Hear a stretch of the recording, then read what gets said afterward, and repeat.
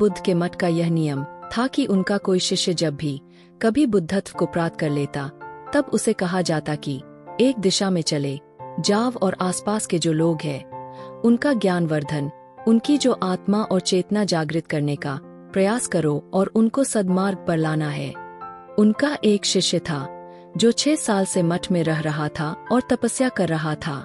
एक दिन वह परेशान हुआ और सोचने लगा कि मेरे गुरुदेव ने मुझे आदेश क्यों नहीं दिया।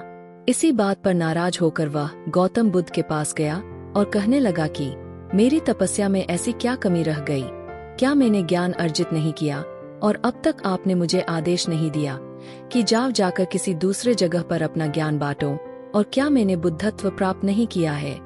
तभी गौतम बुद्ध ने शिष्य से कहा, सुनो, तुम्हें थोड़ा और समय लगेगा, यही समय बिताओ। यह बात सुनकर वह शिष्य चिढ़ गया और कहने लग गया कि गुरुदेव, आपके ज्ञान में कमी रह गई और आप मुझे ज्ञान नहीं दे पाए। गौतम बुद्ध को लगा कि ये समझेगा नहीं और कहा, ठीक है, कल सुबह पूर्व दिशा में एक गांव है, वह जाना और वहां से भिक्षा लेकर आना और अपना पूरा दिन वही बिताना और कोशिश करना कि वहां के लोगों को थोड़ा सा ज्ञान बांटना और आकर मुझे बताना कि अनुभव कैसा रहा। वह शिष्य बड़ा खुश हुआ और उसको लगा कि अब तो बात बन गई, अब मुझे आदेश मिल गया। और वह दूसरे दिन सुबह पूर्व दिशा की उस गांव में चला गया और शाम में जब वापस आया तो हाथ में पट्टी बंधी थी और हाथ पैरों पर चोट निशान थे। ये देखकर गौतम बुद्ध ने उस शिष्य से पूछा कि ये क्या हाल कर लिया। तब उसने बताया कि आपने मुझे कैसे गांव में भेज दिया और वहां पर जब मैंने भिक्षा मांगी तो लोग मुझे डांटने लगे और भगाने लगे। एक व्यक्ति सिर्फ वहां पर मुझे भिक्षा दी, वो भी जमी पर फेंककर, और कहा कि ले जाओ इसको। इतने बुरे गांव में आपने मुझे ज्ञान बांटने के लिए भेजा, अब आप मुझे कल किसी और गांव भेज देना, मैं जाकर के ज्ञान वहां देकर आता हूँ। गौतम बुद्ध यह सुनकर थोड़ा मुस्कुराए और उन्हें तो पता था कि ये कुछ कर नहीं पाएगा, और कहा कि ठीक है, अगले दिन तुम किसी और गांव जाना, लेकिन एक दिन के बाद जाना और एक दिन मठ में रुके रहना है। अब की बार गौतम बुद्ध ने अपने दूसरे शिष्य को उस गांव में भेजा जहां अपने उस शिष्य को भेजा था, और शाम में जब वह शिष्य वापस लौटा था तो उसकी भी हालत वही थी और हाथ पैरों में चोट लगी और पट्टी बंधी हुई थी। गौतम बुद्ध ने पहले वाले शिष्य के सामने दूसरे शिष्य से पूछा कि हुआ क्या था।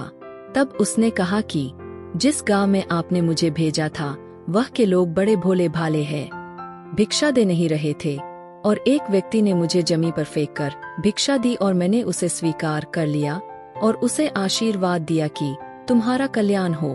तो वह व्यक्ति चौंक गया और कहने लगा कि आप गजब के इंसान हो, मैं आपको जमीन पर फेंककर भिक्षा दी और आप मुझे कल्याण हो का आशीर्वाद दिया।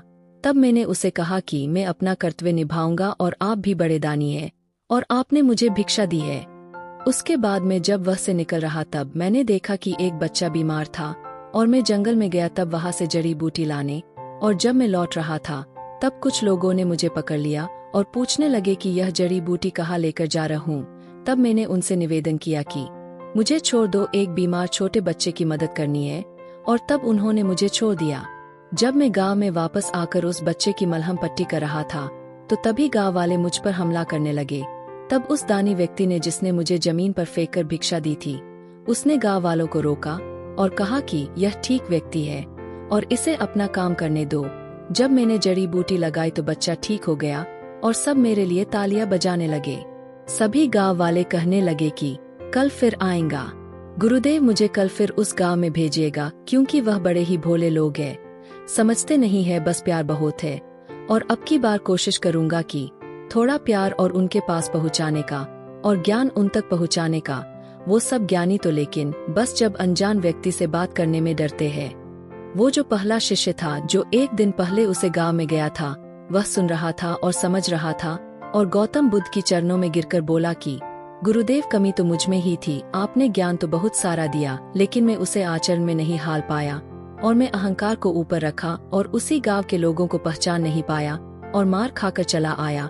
और मार तो इन्होंने भी खाई, लेकिन इनका अहंकार मिट चुका है और ये समझ चुके हैं कि वह लोग भोले भाले हैं और हमें उनसे अलग तरीकों से व्यवहार करना होगा और ज्ञान को आचरण में ढालकर उन लोगों तक पहुंचाना होगा।